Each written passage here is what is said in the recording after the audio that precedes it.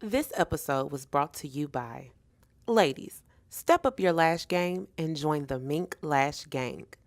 With over 20 lash styles, Mink Lash Gang is your go-to for high-quality, affordable mink lashes. Featuring a durable, lightweight, and easy-to-apply band, with proper care, your lashes will last up to 25 wears. Visit www.minklashgang.com and use the code VYBE for a special discount at checkout. Ames Parker Brand Management. Specializing in social media management and content creation, let AP help you use the power of social media to take your brand to the next level. Contact us at amesparkerbrand@gmail.com for your customized package.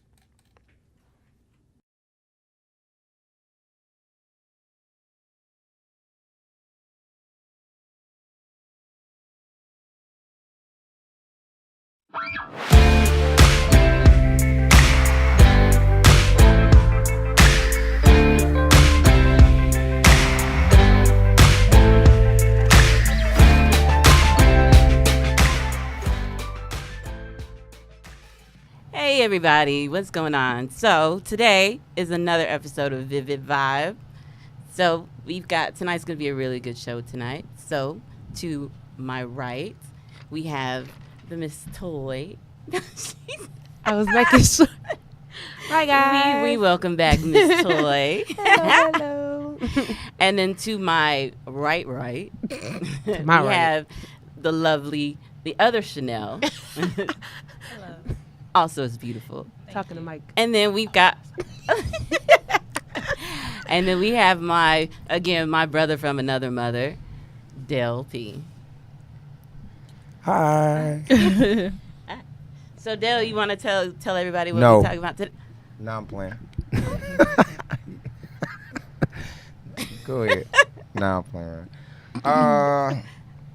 Well, of course, my sister Naya, weather is permitting a lot of things, so you're always here in spirit and all that. And of course, every episode will forever be represented for Miss Doris Smith.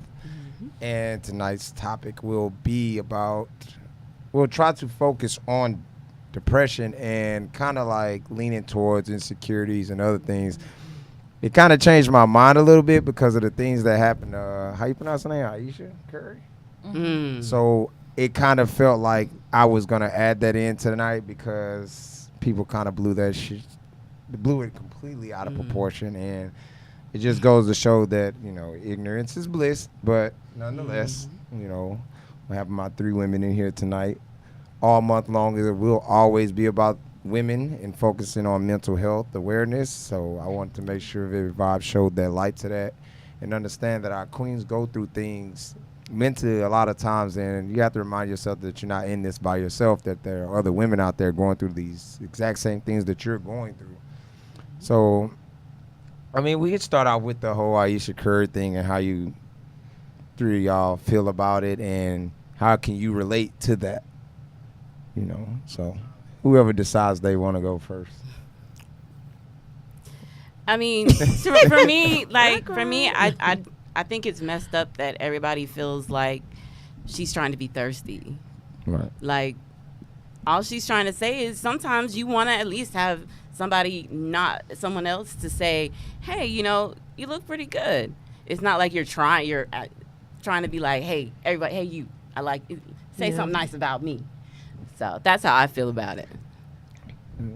Toy? I haven't really watched the clips or anything. And like me and Christina were talking about it last night, and I was like, well, I don't want to formulate an opinion because I haven't watched and heard what she actually said. I've just kind of seen what everyone's been sharing. Right. And one of the things I saw that I kind of agreed with, it was funny, but the person who tweeted it was just like, she just want the uncles to say she look good. Like, I see you, nephew. And it's like, as a woman, it's not that you thirsty for attention, but just sometimes having somebody tell you, like you just said, like, oh, you look good. Okay, I see you. It's just like that little pat on the back that's just like, okay, maybe I'm out here doing something. Right. And it's Right. like, You especially just want to know when you still got it. yeah, especially when you have kids and you used to looking like a mama. Like, and we look rough when we looking like a mama. So sometimes you just want somebody to say, "Hey, I see you. You look good." Demetria, we're talking about Aisha Curry, the interview that she had with at the Red Table Talk. And I mean, they even said, like, you know, people do that to her husband all the time. Like, you know, she's not one she's not saying, like, ugh, you're talking to my husband like that. Like, but then someone even was saying how, like, Steph, in a way, his image is what has caused like people to respect that, because it's just like, as men, he portrays himself, not necessarily that he's not, but his image is like he's this great father. He's very supportive. He's a loving husband. He supports everything that she does. And it's like one of the guys who commented, he was just like, men see that and they respect that. Like, that's your wife. Like, we see you adoring her and, you know, putting her out there and always supporting her. So it's just like, as a man, it's not that you ugly or we don't think you're attractive. We just gonna respect that. We know who your husband is and what y'all stand for. Right. It's just like, that's the image that y'all have portrayed, and what you're getting is men respecting that image. You know.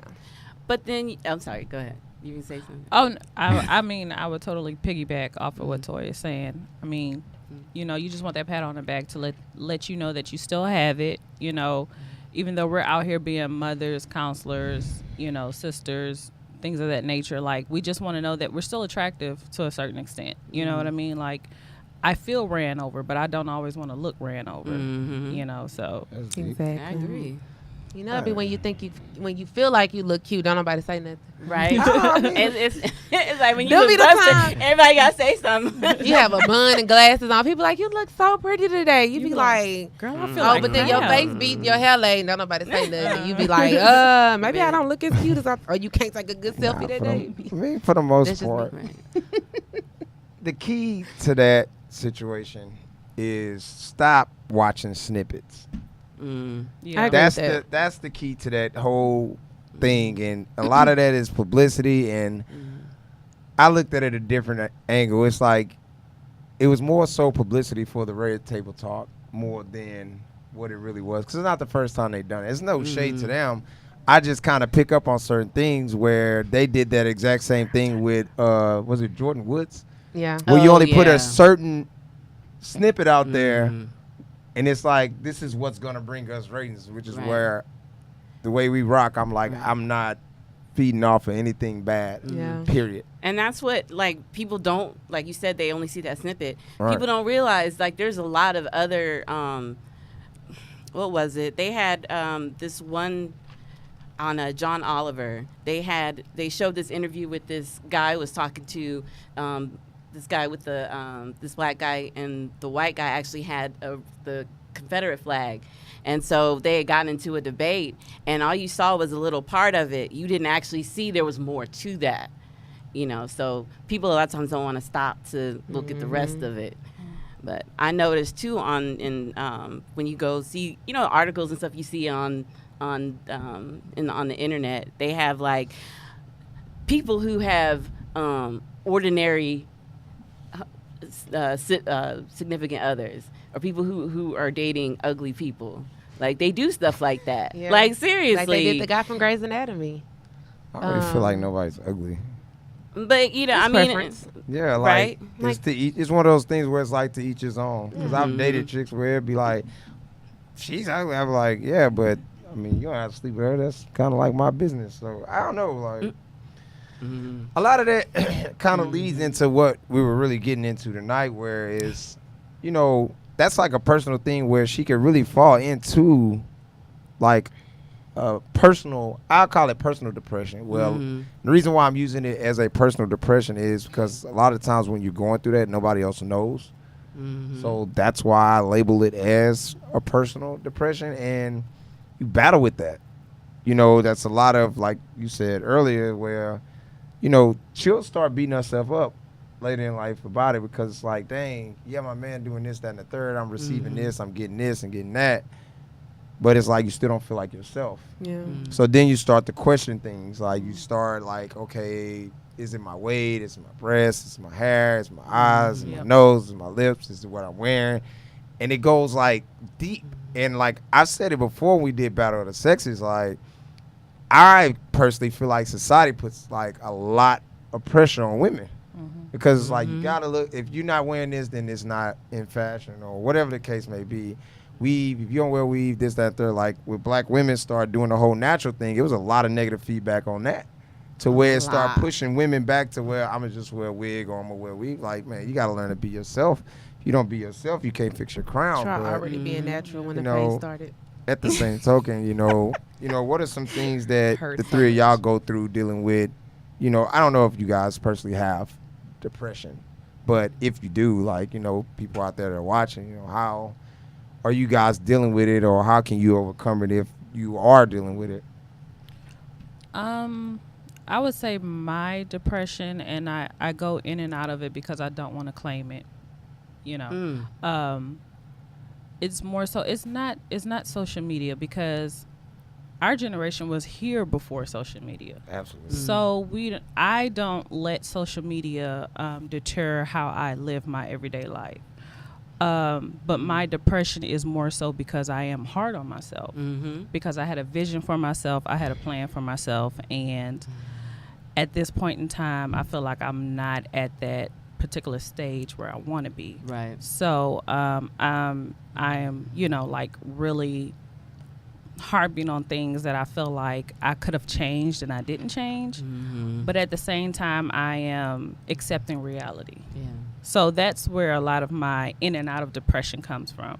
But like I said, I try not to harp on it. I get up and I go and I move about my daily activities. I pray for strength. But I do not try to allow social media to warp my view of myself, let alone now we are raising a new generation who are being raised with social media. So it's sort of like, okay, not only do I have my issues with social media, but what does my child have? Right. Like what do they see for themselves? And I have a daughter, so she's on, I would say, YouTube. She don't know anything about Facebook, but YouTube and things of that nature. I try to control what she watches and things like that, but I don't know what her peers look at and things like that. But I'm going to try to have to keep a handle on that, on top of, like, controlling my own insecurities and things like that. So I mean, it is tough to a certain extent, but with the grace of God and with the strength of God, I'm gonna push through. So I try not to conform to what society or what social media wants us to do. Miss Toy? Well, very similar. I don't like to say that I have depression. I have moments where I'm really down. And I think for me, I'm gonna not cry tonight, by the way, because this is very like a fresh soft spot for me. But I kind of just within the last maybe like 2 months finally was just like, okay, I might need to go speak to somebody. Yes. Like, you really might be depressed. Right. And I say that, and it came from just a couple of conversations that I had with my mom, and just noticing some things about myself since like high school, and just moments of my life where it was just like something was wrong and I didn't say anything. And the biggest thing that kind of made me realize it was after I had my son. You go to the first visit and they make you do the postpartum screening. And I lied, like, on the paper. I was just like, I'm fine. And the doctor was just like, are you sure? Your insurance will cover? Right. And they kept asking me, and I'm like, no, I'm happy. I love my baby. Like, I'm fine. Like, I'm bouncing around the doctor's office, and anybody who knows me knows I know how to fake being okay very well. And I was just like, I'm fine. I'm thinking to myself, you lying. You was just crying in the shower last night. Like, you was just struggling. But I kind of, again, like you said, it piggybacks on very, very hard on myself. Like, very hard on myself. And I have to give my best friend Chloe credit, because anytime I'm having those moments, she like pulls out resume. On this day you did this and you did this and you did, and like just like to get me back, because I'm so goal oriented, and I'm such a like planner that if I'm not here by this day and by this time, I feel like I failed. Yes. And so my birthday past February, it just triggered a lot for me, because I was just like, by 28 I expected to be here but I feel like I'm stuck here. And it's been difficult. I mean, I've tried to protect my son from it. I can honestly say, like, he be on time with stuff. Like, there's been moments when, like, I'm about to break down because I'm just overwhelmed in my mind, and he's just like, Mommy, you're so beautiful. Mommy, I just love you. Or he has this thing where, like, if I tell him that I love him, he'll go, I love you more. I love you more than that. And, like, he'll keep going back and he'll tell me, you don't love me that much because I love you more than you love me. And it's just, like, those little moments that just kind of be like, you doing something right. Like, calm down. So it's confirmation. Yes. You know what I mean? It's confirmation to a certain extent. Yes. And like I pray a lot.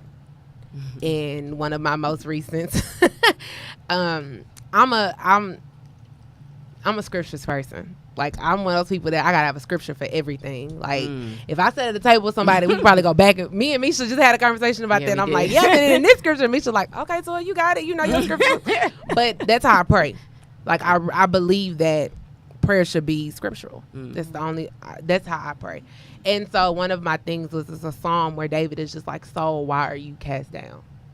And like, I was just crying one night, and in the middle of my crying, I remembered that scripture, and I was just like, why are you so down on yourself? Like, get it together. Like, all that God has done for you, you got too much going for you. Get it together. And I just told myself, like, cry, feel this feeling, feel this moment, because you're not going to go back here. And that's how I've been pushing through. That's good. Mish? I didn't cry. You did good. You did good. Now, I have depression. I have major depression, actually. For a while, I stopped seeing I was seeing someone, and then I stopped. Because I was like, I think I'm good. And then something happened, and it was like, maybe I'm not okay. Let me go ahead and go back and get looked at. So she said, hey, you're doing good, but I do want you to see someone about the anxiety, because I'm hard on myself, like y'all. Like, really hard on myself. I think that's a woman thing. Like, to the point, saying things like, I feel like I don't make sense. And so that's a big thing for me. Being afraid, like, am I going to say the wrong things? So that's for me. Okay. Well, and I'm going to stop. It's okay to cry. That's the whole point. Let me tell you We're all something. in that same boat. I'm definitely in that boat as far as, like, making sure, especially in a politically correct society that we're in right now. You never want to say anything to offend anybody, because you don't intentionally mean it like that. But sometimes people are going to, take offense to it regardless, and it's sort of like, it's Go ahead. It's hard to express yourself and not offend anybody than to not express yourself at all. Exactly. It's like, I have to get this out. I don't mean to offend the masses, but hey, like, I have to say what's on my mind. Now, we can step to the side and I can tell you what I meant by it, but what I've learned is that if people don't know you, people don't know your character, people don't know, you as a person, yeah, they're going to take offense. So I see a lot of these celebrities expressing themselves. Aisha Curry, for example. Exactly. I know exactly what she meant. Exactly. Right. And I'm like, I know exactly what she's trying to say. It just might not be articulated the way many might take it. But I see what she's trying to say. She's not trying to be thirsty. She's just saying, hey, I just want to know that I'm attractive, not only to my husband, but to other men. I'm not saying that if someone approached me tomorrow, I'm going to jump their bones or anything like that. But that's how everyone is taking it. It's just like, no, she's just saying she just wants to know that she's a beautiful woman. What she is, me as another woman telling her that might mean one thing versus another man telling her that, so don't think that you're in that boat by yourself, because we're all, like, I always feel like I'm walking on eggshells, especially in my career. I'm like, I can't even say yes ma'am, no ma'am without someone like, oh, what do you mean by ma'am? I'm young. Be young in your head, honey. I'm just trying to sign show of respect. Yeah, absolutely. It is. It's a southern like, thing, boy, my mama pop me in my mouth if she already say it. Exactly. I think, not saying I just think personally, I just think sometimes y'all women with me having all these sisters, and our family literally is way more women in our family than men. So That's how mine is. a lot of times I paid attention to a lot of things growing up, and I think depression kind of starts in childhood.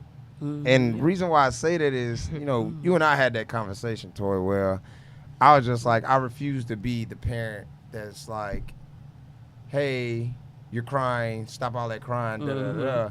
And we came from that era, all of us, Right. to where it's like, you don't cry, you got to figure this out. And for girls, you know, it's one of those things like, I mean, you guys, we can lean towards that. It's more so depression and insecurity. Do you guys feel like that depression and insecurity kind of starts from y'all fathers and not having a certain type of pat on the back or a certain type of figure or whatnot, like whatever the presence is, do you feel like something that was missing kind of like started the depression? You want me to go? Yeah, whoever. My response is going to kind of be twofold because I feel like I'll speak for myself. Depression is almost a learned behavior because you learn coping mechanisms. Right. So you deal with things, and for myself, I was kind of re-putting out the coping mechanisms. Like something happens, and then I'll go drink instead of dealing with whatever happened. Right. As if that moment of being drunk or drinking or doing whatever solved the problem. But it's like once that wears off, you still have to go back to the problem. Right. But that's a behavior that I learned. Like, oh, things happen. Oh, okay, it happened. Go drink. But then you never learn conflict resolution. And so, like I said, in all the order of events that led me to the point to be like, hey, you might really be dealing with depression, I first looked at my coping mechanisms. Like, what's going on with you that you feel like this is what you have to do to make yourself feel better right now? And so that's why I say I feel like it's a little bit deeper than just, oh, it was triggered by insecurity. Because it's kind of like, no, I kind of learned this is the way to deal with your problems instead of dealing with my problems. As far as insecurities, I have a lot of insecurities that I'm now coming to realize were triggered because of my father. And it's a conversation that we've had. It's a conversation that my mom and I have had because for so long, and my mom was big on this growing up, like, you're so pretty, you're so beautiful. Oh my gosh, like, and my sister, like, why you the only one got green eyes? And why you the only one got light color hair? And why, oh, you the only one, and you the only one. And like everything was so like, because in my family, I was the only one that looked a certain way. Everybody couldn't understand why I didn't feel like I was pretty or why I didn't feel like, because they felt like because well, you look like this, then you should be fine. Yeah. And like, I didn't realize that, well, I never heard that from my dad. And he was there. He's in the house. He's very attentive.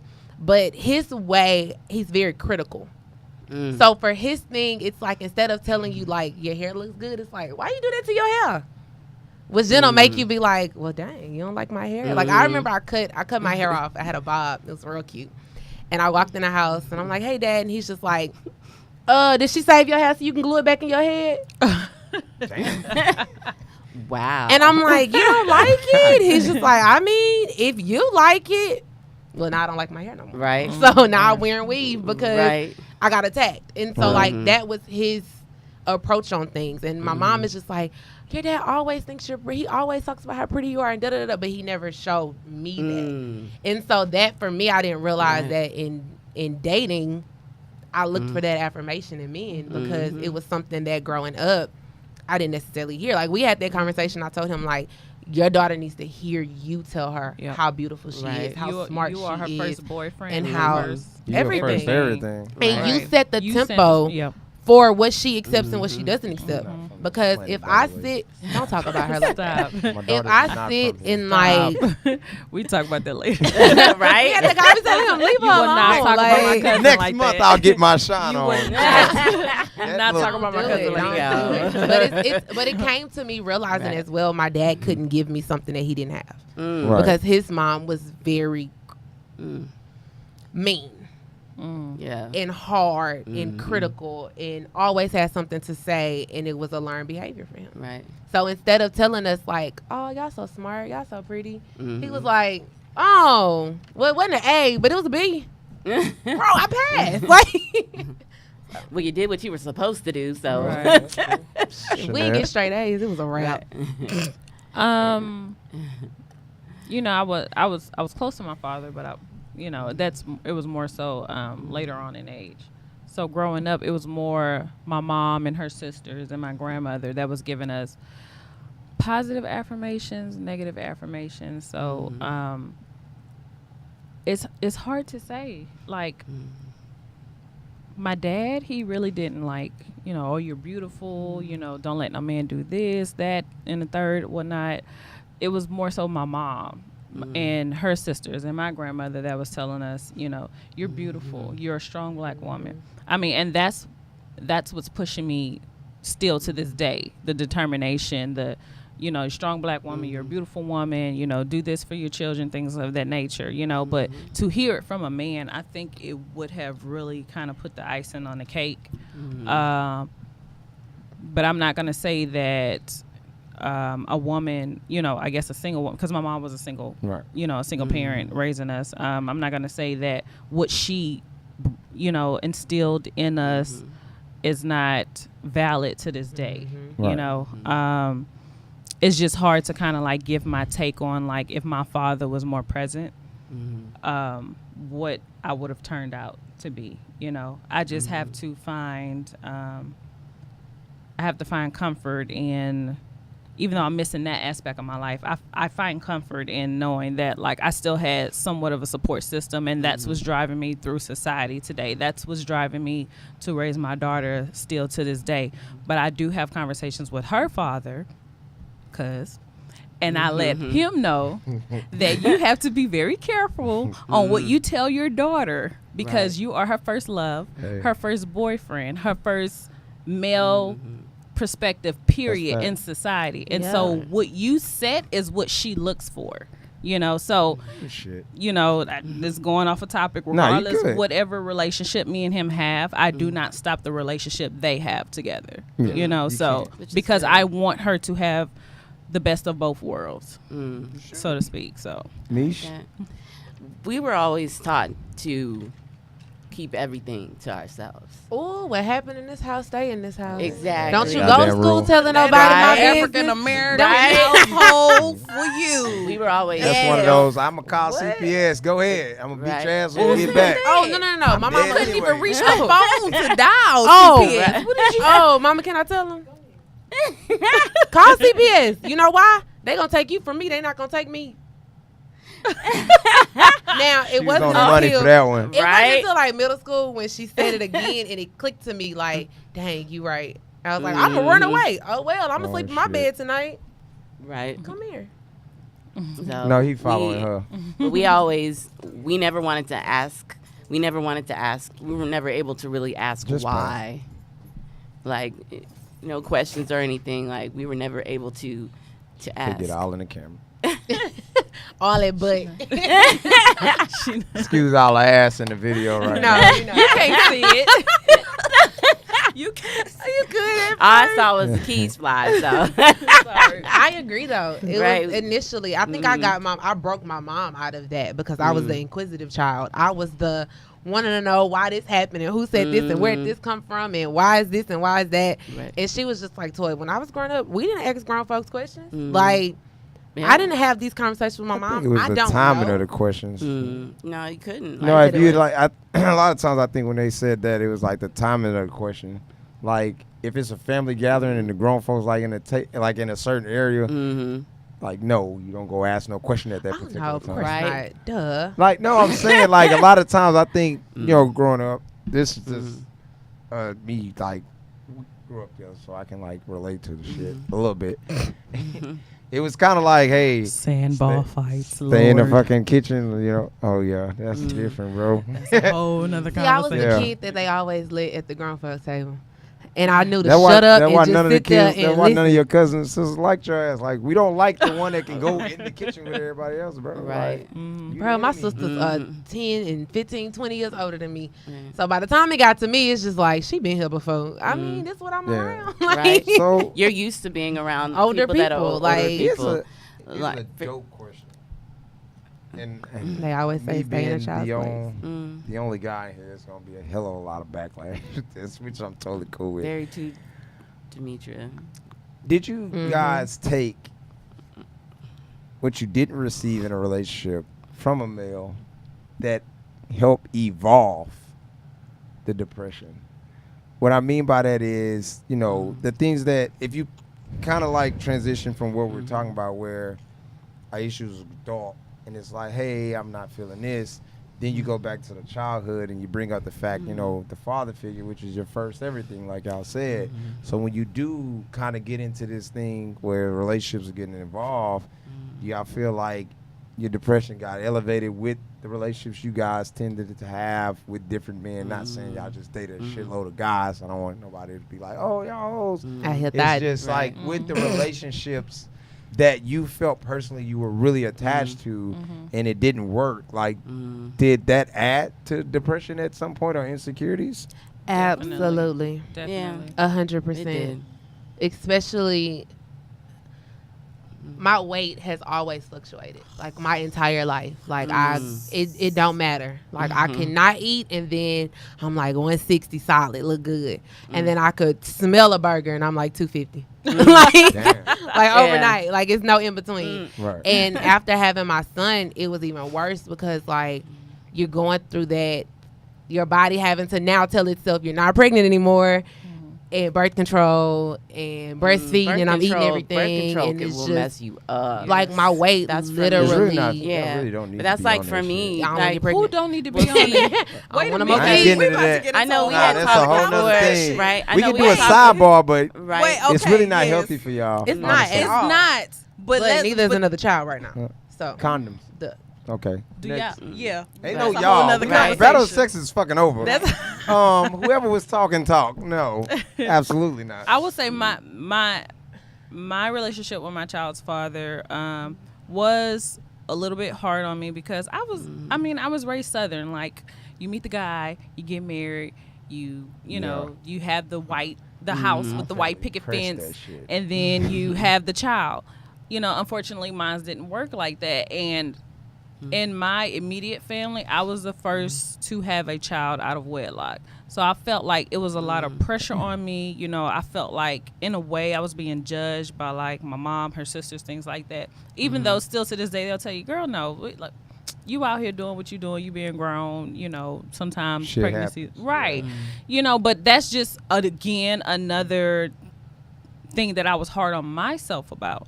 It's funny you say that because when I found out I was pregnant and like I was just so embarrassed and ashamed and just all these things, I didn't even tell my dad. My mom told my dad.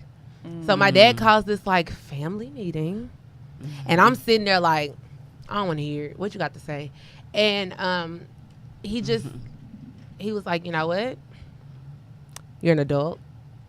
You're very wise. You're very intelligent. And he's like, if your mom and I could do it and raise kids, and you know we didn't start out married and together, and he's like, you can do it. You have a strong support system. You're a strong woman. And he just like, I'm sitting there by that point like, oh, my daddy believes in me. But it's just funny that we were just talking about that, and that was a moment when like nothing anybody said made me feel like, okay, I could do this. I can have this baby. Until that day when my dad was just knowing that he actually and he was believed, he he said something nice for to him. you. Like it was like, okay, let me be nice. Let me not be hard. Because my dad was such a like military. Oh yeah, Like everything is this and this and girl, that army messed him up. See, my dad was in the Military Air shit Force. ain't My no dad was in the joke. Air Force for 24 years. So for him, he never showed. I'm your My dad. dad I'm very your friend. rarely, like my dad very rarely said "I love you." I know he did, but he very, very rarely said it. It was, well, I'm showing you I love you by I'm providing for you. I'm doing this. Men are I'm action. doing that. I think you that's know that what I mean? generation. Definitely. And it Facts. goes to the same, like how you were saying how your dad, like the family. Mine, like we're not close, really that close to his side of the family. We are now, but we weren't. Like we barely talked, you know. And so that was, it was hard. And like for me, just dating, I got to the point where I just didn't say anything. Like I I was afraid to say something like, well, are they going to leave? Like, wait a minute now. Like, is it something Definitely. or maybe I should just do everything that they think they want so that I know that they'll stay.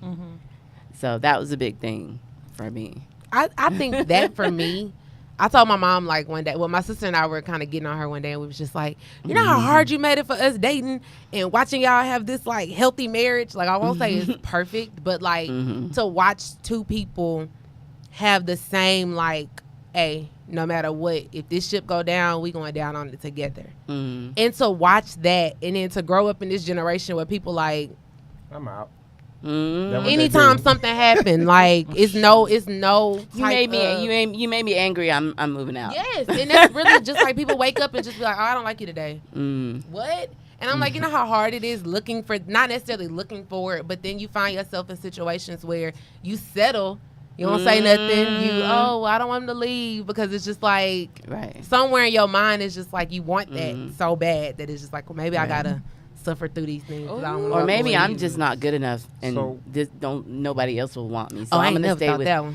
I did. Well, that was for me. Give honey though. Well, no, that was for me. Like I was to the point like my self-confidence was low. So I'm like, I dated this guy, and people were like, why are you with this dude? Like, why? Well, for me, it was like, well, nobody else is gonna want me.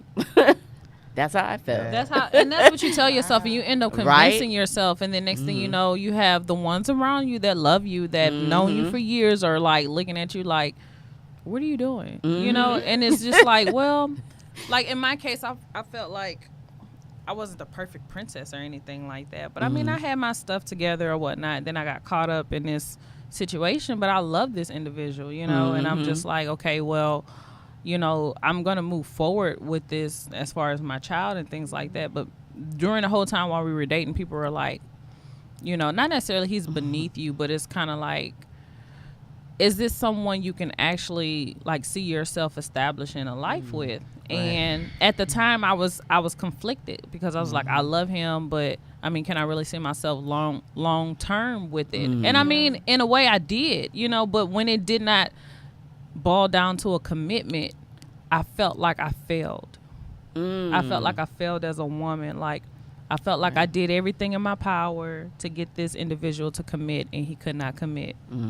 So then I just had to, eventually I had to get up and walk away. And I mean, of course I walked away with a beautiful gift, but I still was like, I wish it would have turned out, you know, another way. Because that way I would have felt like I conquered that, you know, like I achieved that goal. Not only did I get the man, I got the baby, and I got the commitment, I got the marriage, like, you know, like, but. I wonder why as women we set those things as goals. Like, why is it because like that's what, you know, like. I think that's how we're raised. In a right? way. Like at the church that my parents go to, that I used to go to, it was, people were like, oh, so are you dating anybody? It's like the first question. Right, the first question. And then you see people who get married young, and then people are like, so when are you getting married? When are you, when it becomes, this and that, becomes a right? pressure. One of my coworkers told me today, like, we went to happy hour after we got off, and two of them are married, and then one of them, they've been together, they married. I tell it all the time. But three of us were to the same age, and then the other one, she's a little bit older than us. And so she was just like, the one who's a little older, she was like, all right, y'all, my man off, so I gotta go home and get showered and shaved up, because you know, I gotta all look. And I'm sitting there like, oh, I can't wait to have that. Like, to know, like, I'm going home to somebody. So then the other one, like, yeah, I gotta go to the grocery stores, I gotta cook tonight, da-da-da-da. And I'm sitting there like, oh. So then she tells me, she's just like, I can't lie to you. Like, if I wasn't married by the time I was 28, like, I'd be sad and depressed. Wow. See? And you're looking at yourself like, well, I'm 28. And right? You know, but exactly. You have to find you have to find your own victories. You know, you never know. And it's funny. My sister, who is not dating, Dog.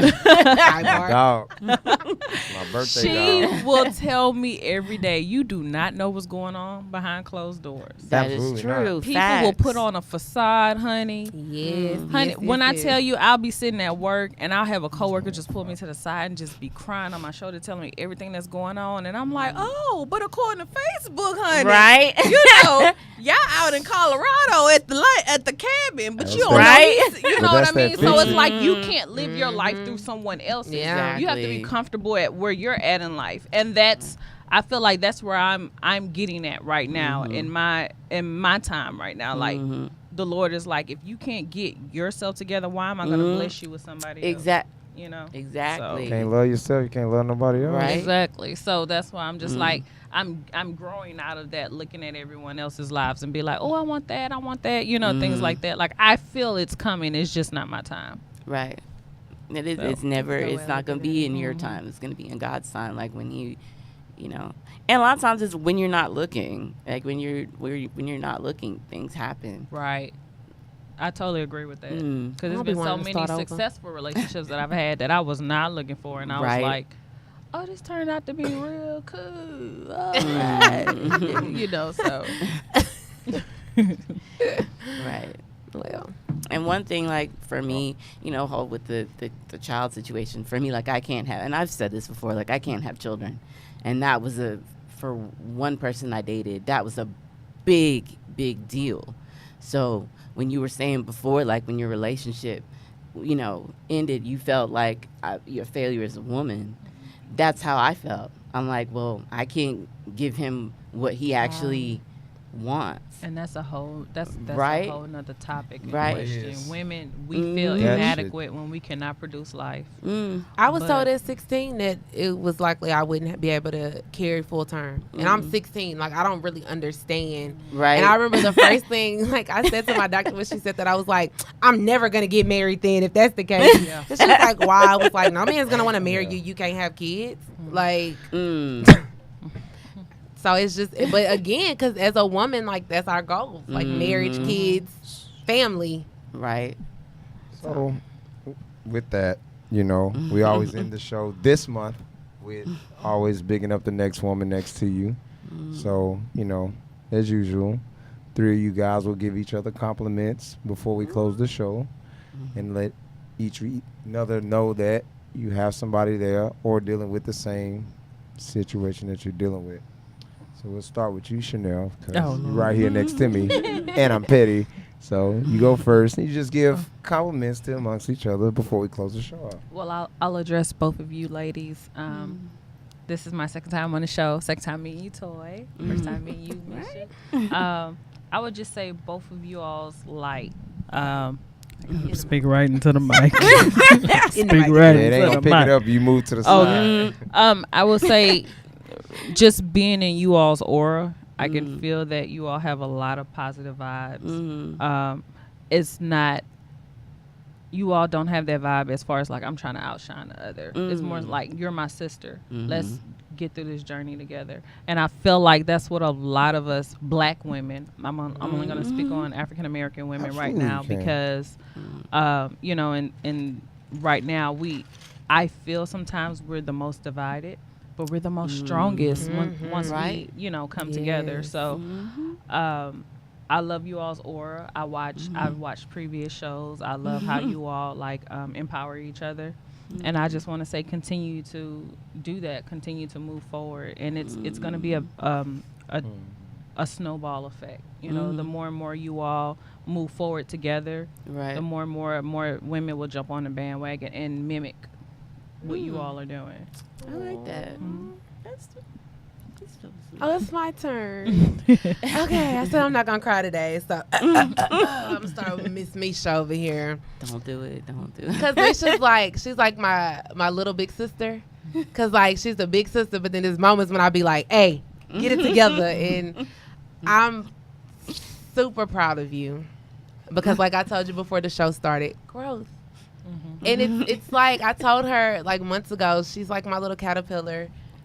In her state of just in her chrysalis preparing. I'm just like, and I can't wait until you shed it because I'm gonna kick you out there. And she was like, oh, I know. But just to see like in the last couple of months, just, you know, y'all don't realize how this is a lot for Misha to sit at this mic and I see it. and speak every week, you know. And I never forget the first time we met, and she's like, what do I say, what do I do? And I'm just like, be you, girl. Like, oh well, people like you, they like it, they don't, so what, oh well. And she's like, how do you do that? And I'm just like, I'm gonna teach you, I'm gonna work with you. And like, but to see her getting to the point to where tonight she's like, well, I'll open a show. What? Like, did you just volunteer to open it? Like, I'm so proud of you to just watch you tackle those things. That is, like I said to you on Sunday, if you're good at it, you're good at it, and if you're not, we'll find something that you're good at. Like, to see you now comfortable enough to try, that's like big. And it really, stop crying, I'm trying not to. But I am a weeping Wanda. I told y'all this month is Some gonna people get do. sensitive. Some people who really know me know I'm a weeping Wanda.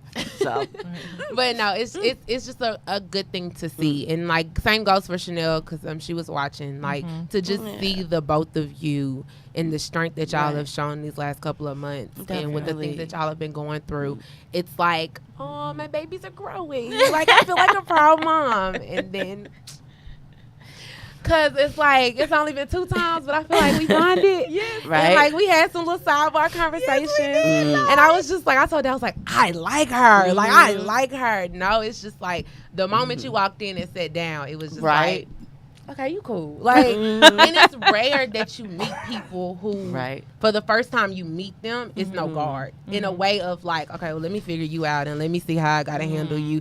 And like, I think that's the most genuine thing a person can bring. It's just this feeling of like, I'm not gonna prejudge you and have a like feel of how you may come. And like, I really just, in meeting you, I was just like, that was so genuine, because it was just like, you, if y'all don't stop, I'm fighting it over here. It's okay to cry, though. It's okay to cry. It says a lot, because, you know, as moms, we had some very touchy conversations that night. And to be able to have somebody who's just like, they get it. I get what you're saying. Right. And like, in those moments, it's rare that you get somebody who is just that genuine to tell you like, Right. okay, I'm done talking.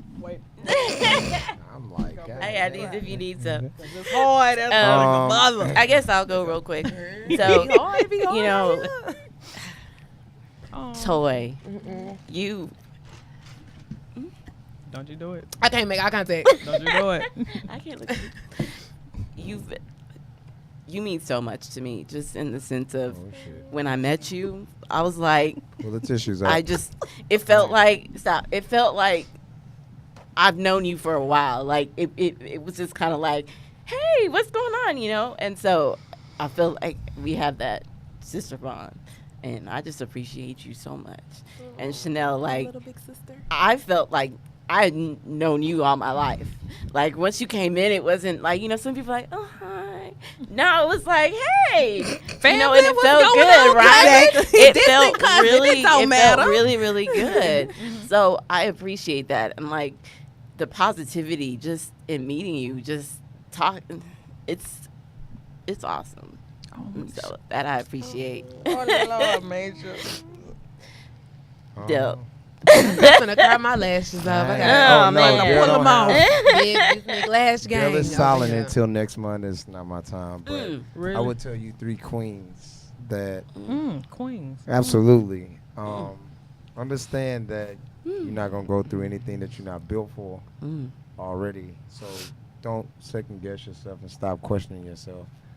Because if you're going through it, it's because you got to go somewhere else to go be tough somewhere else and to be strong for someone else. Like you said, you know, the idea that I put out here this month and the people that I bring on here is because you have a voice. And I understand that, like, people follow us, people listen, people love what we're doing, this concept, but I felt like this was the perfect time to, like, big up women. And you guys get slandered a lot, and you two are great mothers. You know, don't let anybody else tell you any different, because at the end of the day, I mean, you can only be the best parent that you know how to be. Right. You know, so the whole concept of being hard on yourself is, I mean, your biggest critic is always yourself. So if that's what it really is, then why the fuck are y'all listening to what other people have to say? That's true. You know? And we can get deeper than that. But like I said, it's not for the men, and it damn sure ain't for me. But this is Vybe Vybe, and we do this shit every Thursday at 8 p.m. And we love our fans, and we love y'all, and we love you, Miss Doris Smith. Love you, Chanel. You're not here tonight, but you're gonna make it next Thursday. I love you, little sis. See y'all next week, and we out of here. Bye. God bless. This episode was brought to you by ladies. Step up your lash game and join the Mink Lash Gang. With over 20 lash styles, Mink Lash Gang is your go-to for high-quality, affordable mink lashes. Featuring a durable, lightweight, and easy-to-apply band, with proper care, your lashes will last up to 25 wears. Visit www.minklashgang.com and use the code VYBE for a special discount at checkout. Ames Parker Brand Management. Specializing in social media management and content creation, let AP help you use the power of social media to take your brand to the next level. Contact us at amesparkerbrand@gmail.com for your customized package.